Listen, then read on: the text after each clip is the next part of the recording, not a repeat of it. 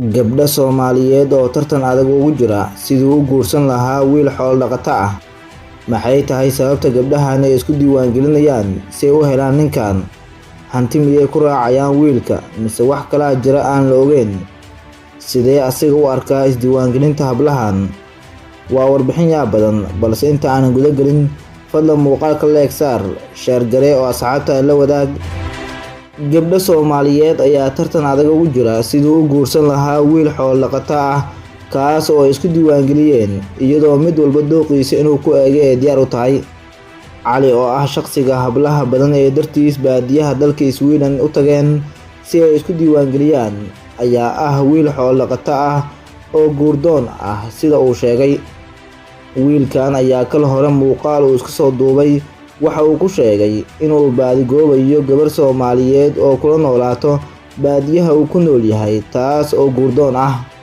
Waxa uu xilligaasi muuqaal uu iska soo duubay ku sheegay inuu guurdoon yahay arrintaasi u suuragelisay inay isdiiwaangeliyaan 10,000 oo gabdhood oo Soomaali ah, uuna ka dooqday 10 gabdhood oo kali ah. Cali ayaa sidoo kale xilligaasi tilmaamay in baadiyaha uu ku nool yahay uu ku balaminayo gabdhahaasi si ay u kulmaan, uuna ugu dooqday hal gabar oo dooqiisa ah, isagoo u diyaariyay 8 qol ay ku noolaadaan muddada kala xulashada ay socoto. Waxa uu ballan qaaday in gabadhii uu dooqdo uu meherkeeda ka dhigayo 200 oo lo ah, maadaama uu isaga dhaqdo aadna u jecel yahay.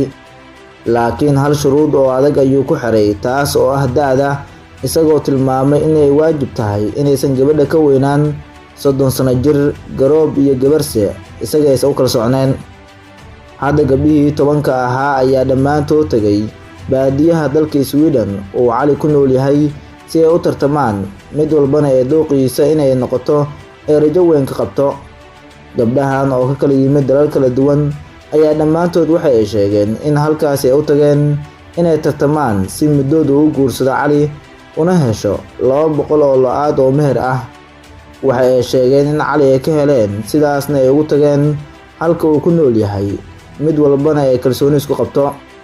Ma jirto midood oo midda kale nacaysa, balse waxa ay sheegeen in dhammaantood ay diyaar u yihiin inay tartamaan, qofkii uu dooqdo Calina ee la noolaato, intooda kalena iska baxaan.